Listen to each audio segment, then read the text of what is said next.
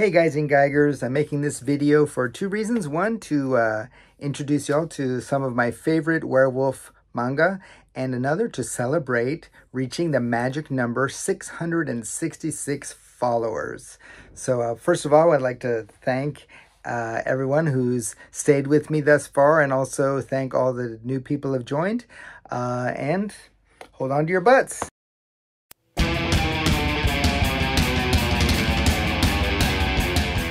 Because we're going to look at some furry-ass creatures. All right, I'm just going to go, well, I tell you what, I'll put some kind of order to it. Why don't we start with Hirai Kazumasa, okay? Hirai Kazumasa, very interesting figure because, important figure, because he did his darndest to introduce American comics heroes to Japan. How successful was he? He was so successful, it only took like 30 years for American comics heroes to become a household name in Japan. So this is Wolf Guy, and it's 2 volumes. This is a reprint. Very interesting stuff. I originally was looking into werewolves with the possibility of doing some research and writing a paper.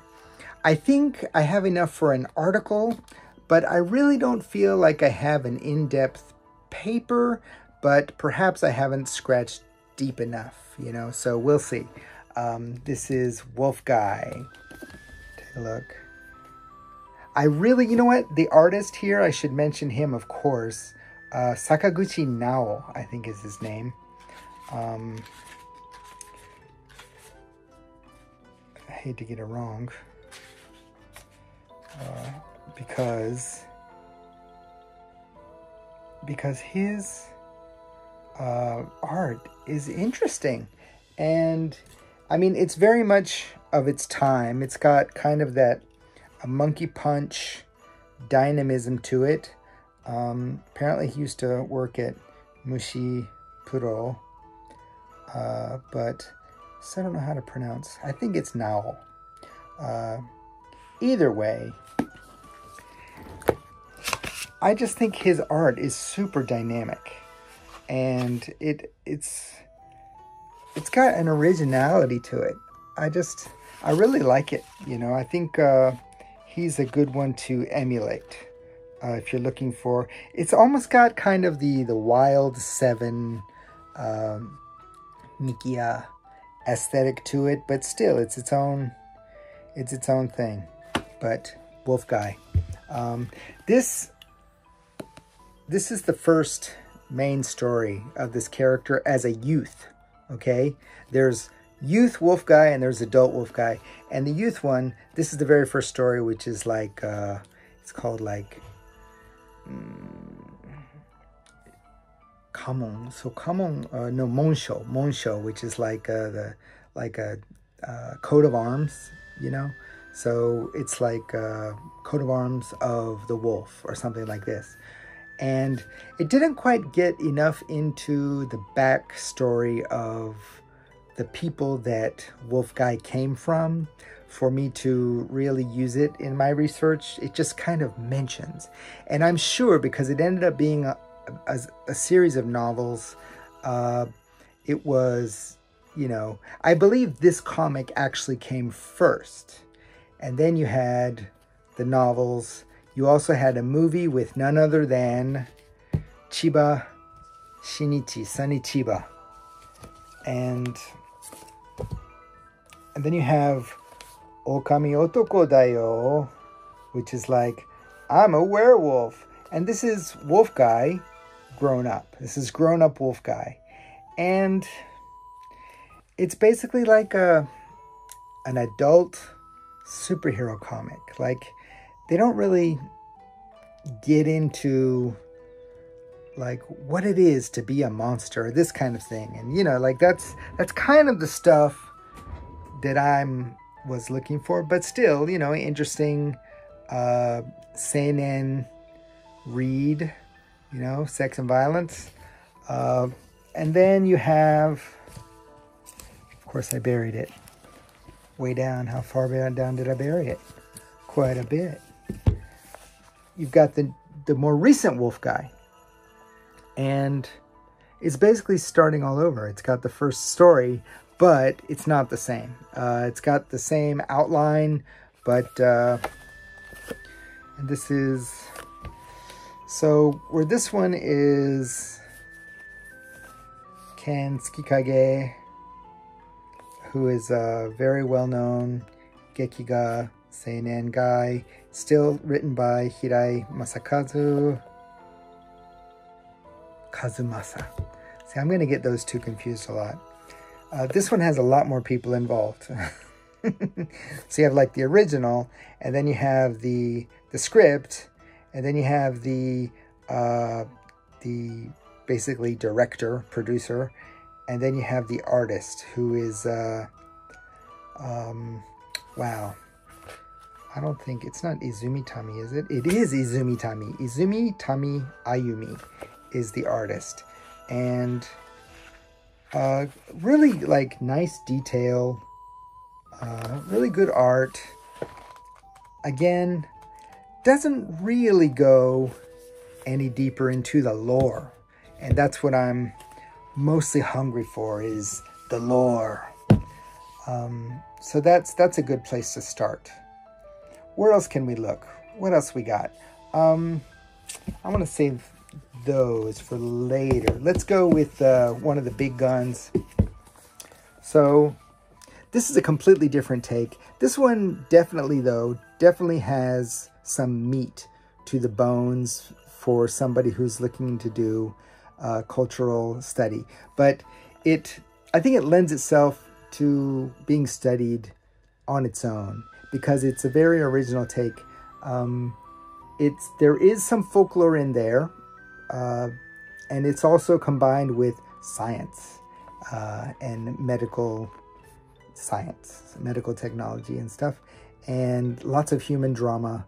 And the things I like about horror is that it plumbs the depths of the worst of humanity, and then gives humans the chance to show that they're better than their worst days.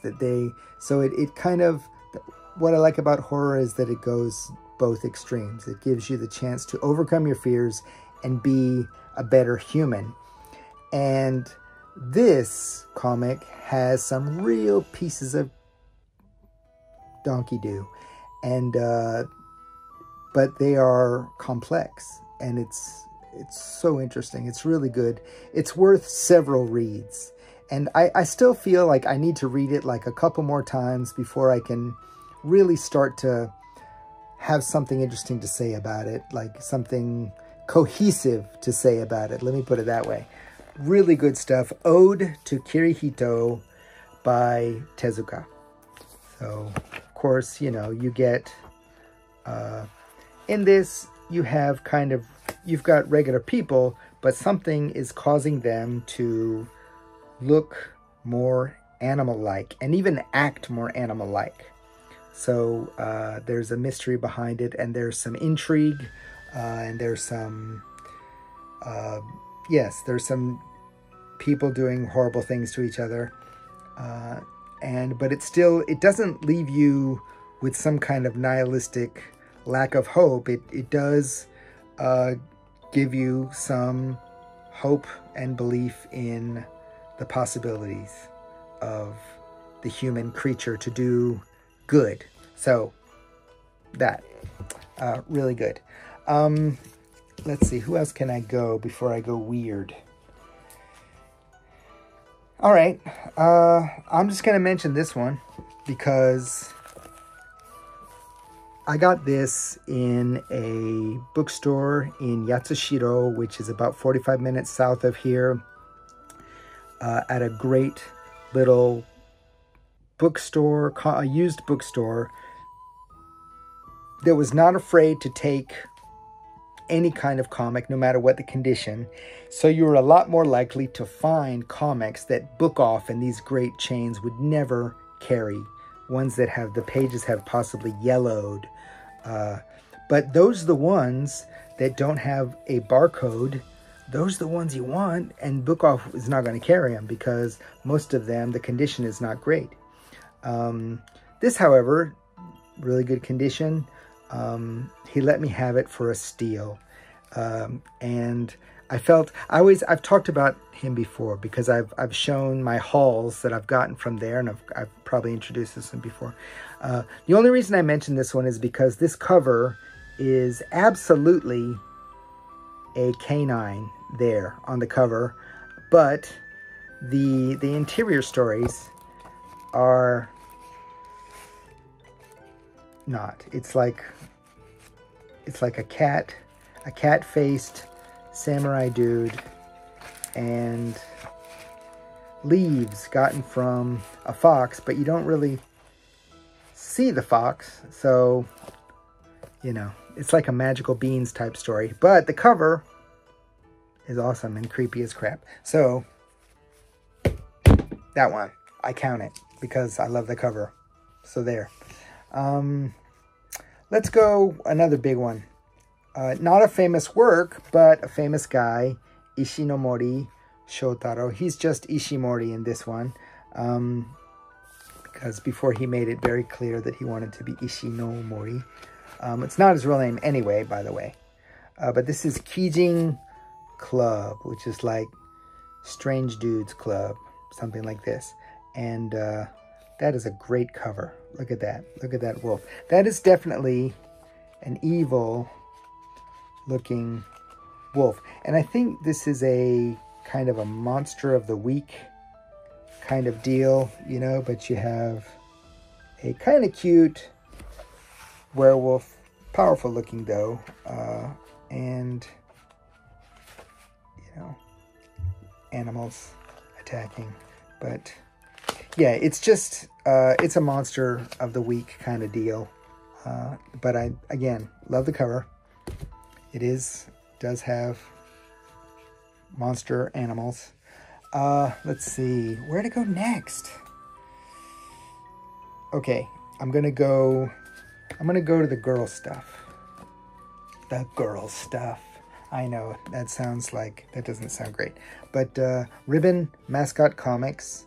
This is Urukawa Masaru, right? And this is Wolf Boy Densetsu, Legend of the Wolf Boy. And it's, as you might guess, a romantic comic, even with a bit of comedy in there, but not exactly, you know, the necessarily the most horrific of tales. I would say it's not really a horror. It's more of a romance. There's some intrigue and drama, but yeah, very nice. Let's do Takahashi Yousuke, okay? So this is Gakko Kaidan, which is school ghost stories or something like that. It's not Gakko no Kaidan, which is a movie series, but this champion comic, all short stories. They often end very badly for the main characters, who in the next chapter, they're just alive. It's just, you know, they're dismembered or whatever. They can get pretty rough, like what happens to them. Pretty grotesque sometimes. But in the next chapter, they're just alive again. So it's like a Bugs Bunny cartoon in a way. But the one character, there's a girl who is kind of a wolf girl. And so she shows up throughout this, and she's an interesting character. And there are a couple of lycanthropic type tales, but I couldn't pick the ones I wanted out exactly. Most of these here you see are my mermaid for my mermaid research. But here, and then let me see, we go over here. See, a lot of these things are mermaid stuff. So I have to be careful. Is this a mermaid thing? No, it's not. This is a wolf. Yeah, good. I had these in the right where it needs to be. So these also Takahashi Yousuke stuff. It is a series of his Strange World of Takahashi Yousuke. This is volume 9. There's a bunch of them, and I just have a couple. But I just, these two particular volumes, 9 and 5, have some wolfy things going on in there. And he's, you know, he's not just prolific. Like, he knows, he draws a lot of monsters in both the, his dream, not warrior, but like dream master type stories, and also his school horror stories. In the back of his school horror stories, he shows where he got the inspiration for everything, and he watches a ton of stuff. He's he's not just drawing scary stuff, he's also very literate when it comes to horror. So that's always cool. Let's see, so I did that one. And I said I was going to go to the shoujo stuff, and I totally skipped this one. So this is Watanabe Peko's Henshin Monogatari. Henshin, of course, is to change. And this has a lot of animal people type stories. There's mermaids in here, which is probably why I first got it. But there's also this wolf boy type character. So yeah, and these stuff, very interesting. Is kind of like a look of some fairy tales from a modern, I would say 90s Japanese woman perspective. A lot of fairy tales were re-examined. I believe I came across this book when I was researching mermaids. It mentioned this book in the research, which was done by, I want to say American, but they might be Canadian. But yeah, interesting stuff. Henshin Monogatari, Watanabe Peko. And let's see, we've got, okay, our good friend Mizuki Shigeru's Gegege no Kitaro. They're, whoops, don't go away. I don't think he particularly did any werewolf stories, but his version of the Wolfman shows up in the background of a lot of different things, you know, along with the other main monsters, you know. And I happen to like his version of the Wolfman. I think it's an interesting design and very original, you know. He gets inspiration from a lot of different things, but this is, I would say, is his 100%. So this one here is a canine story, but it's fox. It's a fox, not really a wolf, but some similar themes happening, so I include it. If I totally went like foxes, then it would just be so many things, so many things. Who's another big name y'all know? Saito Takao, of course, of Go-Go 13 fame. This is a collection of what seems to be a lot of different horror stuff that he did. And the very first story is, this says Hito Inu. I read it as Jin Keng before I saw the Hito Inu writing there, the furigana. And yeah, the very first story is about two brothers and one of them has a hair problem and a fang and a claw problem. And if you do research about Japanese like mountain dogs and such, they actually very closely related to wolves.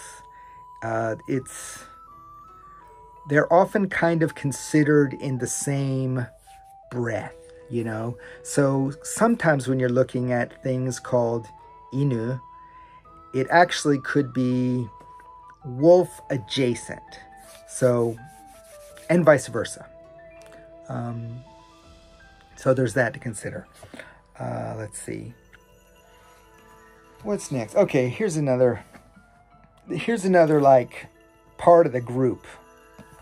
And that's Fujiko Fujio. Actually, Fujiko Fujio A.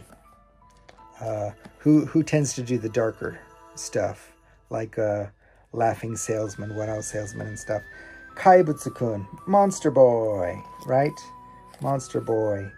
And he's got his gang, the Dracula, the Frankenstein's monster, which they just called Franken, and the Wolfman, who's conveniently has wolf spelled out on his shirt in case you didn't know who he was, but also interesting design. And they're all, you know, not really, they're scary to the regular people, but they're not really monstrous, you know. It's not that kind of story.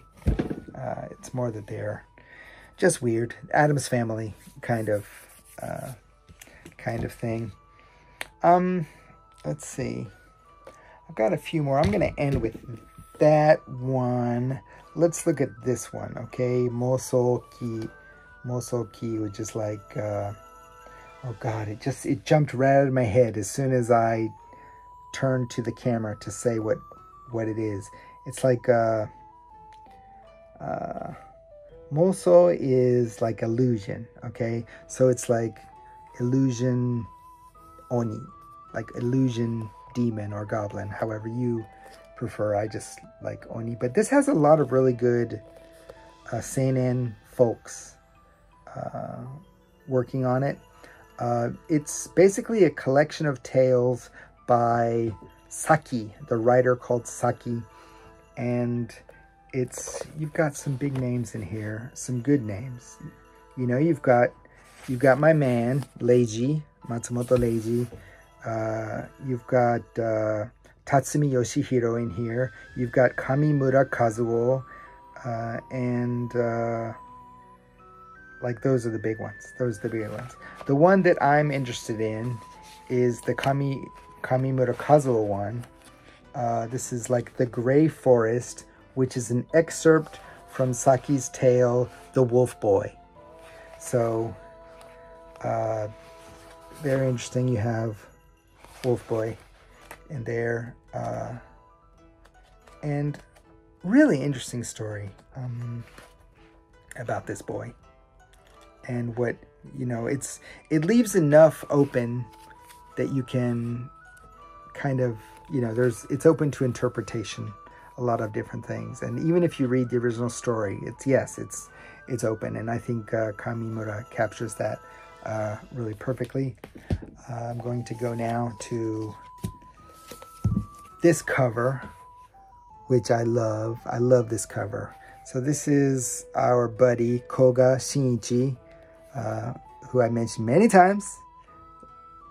He's from about an hour or so up north in the next prefecture, right on the line, and did some great stuff. Eko Azarak, and did a lot of Kashihon stuff. This itself was originally a Kashihon. It's by Lemon Comics, which is I think an offshoot of Hibari. I think. Don't quote me on that. My memory is, you know, like a colander. It just has a whole bunch of holes. But this is Kyofu no Okami Shoujo, You know, the horror of the wolf girl. And what I like about the cover is that I think that it is influenced by the Oliver Reed Curse of the Werewolf makeup, you know, and then it's been added to, Koga added to his own special touches, but it's, you know, it's got two little girls attacked. One of them's attacked, and then she changes. She's not like she used to be. She starts to change, and it freaks the other sister out. Ah! So do not read this if you don't like animals dying, because they do. That's not the prettiest werewolf of the bunch, but that is a great, you gotta admit, that's a great cover. Love that cover. All right, last but not least, you know what? This, I realize now that I haven't included the wolf boy, like the boy raised by wolves or girl raised by wolves. I haven't really included those, have I? Maybe I need a part 2. But this is what I saved for last. This was actually, I was on the Discord run by Japan Book Hunter, and I asked the folks, what are some werewolf comics? And this was one of the ones that was recommended, and this is one of the better ones. This is probably one of the, like, from a cultural theory research point of view, and just as a very interesting comic. Very good. And there are 2 stories in particular. One is that I think fit my area of research. One is a feral boy and how he's treated by the village that he lives at. And the other is about a boy who has been going to school in the city, comes back to visit his grandpa in the country, and is expected to go through a ritual which happens to involve them changing into werewolves. I gave it away, but it's kind of, you know, that's what I'm doing here, is I'm talking about werewolves. So that part I could not, you know, could not help but spoil. I'm going to pause, and then I'm going to grab the feral child comics. Okay, y'all hold on. And we're back. And I'm going to start right into it with Wolf Boy Ken, who is obviously a Tarzan kind of deal. Tarzan boy. Whoa, whoa, whoa, whoa, whoa. Let's see. By Ito Akio. Okay, and this was a animated show, and they made it into a comic as well. I think the animation, it might have been one of those things where they did them both at the same time. Very Fujiko Fujio / Tezuka like character design in the animals and the characters. I'm not sure. I haven't really looked deep into this one, honestly. But, yeah. Okay, that's the first one. I'm just going to move right along, if y'all don't mind. If y'all don't mind, raise your hand if you mind. Okay, good. And then, of course, I want to get a better copy of this. You know, I only have the Bunko version of this. I would like a different edition, you know, just to go with. I have a bunch of Shirato stuff. I mostly decided I was going to get it to read it. And so not so much to have the prettiest ones, but I've kind of flip-flopped there. I've gone the pretty route and rebought some stuff, so we'll see. We'll see. But this, yes, you have a feral boy, Okami Kozo, basically wolf boy. A lot of wolf boys. The story of the feral girls, like in India, that were they were rescued and they tried to rehabilitate them and it didn't go very well. And there's lots of stories like this, right? And a lot of them have been debunked as not being 100% true. I believe the twins that, you know, kind of were a huge, you know, it was a huge thing everywhere, in Japan as well. They love stories like that. And so a lot of feral child stories exploded. And here's, okay, this is one. I need to do a whole video about her sometime. This is Wolf Girl Rang.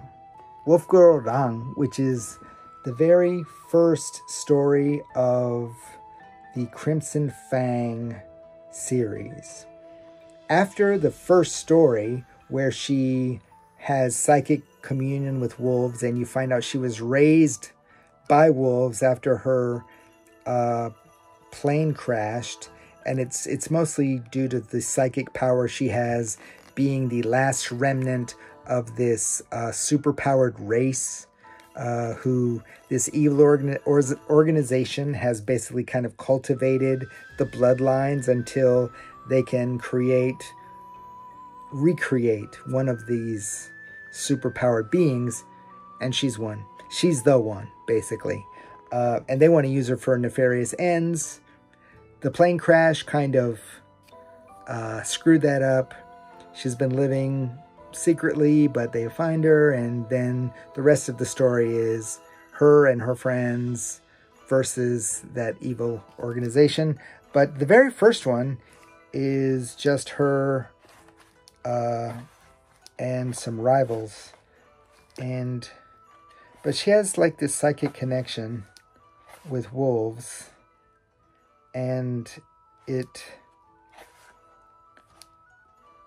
like it's not really brought up again after that, you know. She doesn't have once after the first story, she's just a girl who's going to school, you know. She's integrated. She's slightly awkward, but it's not because she has no social skills, you know. Eventually, when she was rescued, she was obviously raised to be a normal girl by a scientist who had left the evil organization.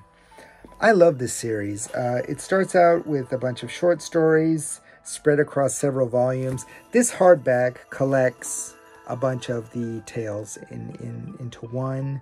Not all of them, because I don't think they were all out at this time.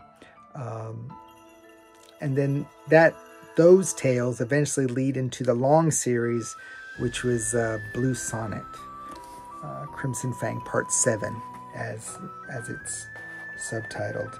But I love the character design. Talon is the evil group. I love the character design, especially early Shibata Masahiro.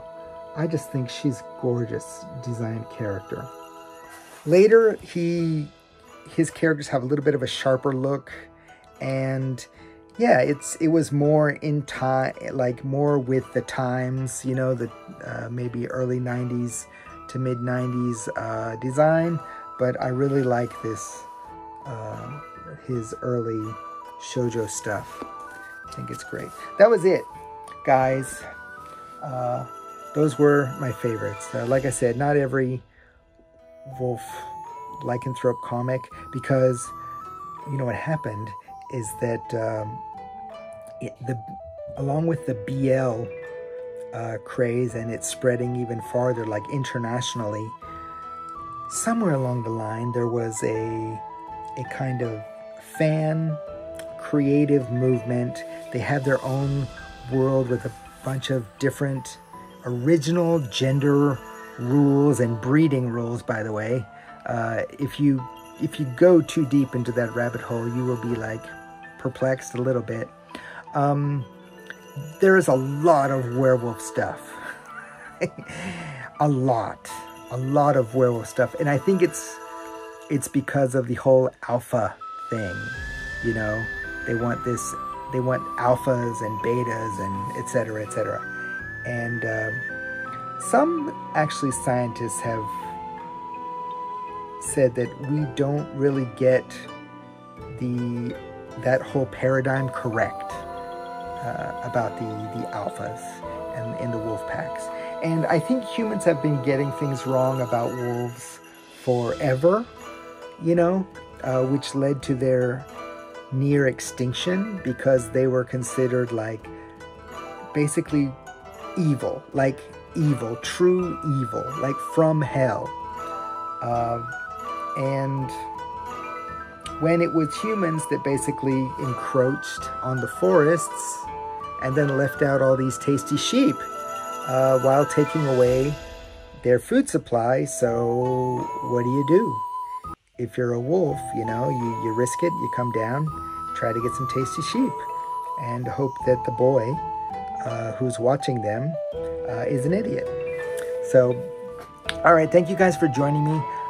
Thanks for helping me reach 666 followers. Maybe I should have done, see, I already did Oni, you know, so I'm not really going to go and do a whole satanic thing. I guess I could. But, yeah, werewolves. See ya in the funny papers, guys.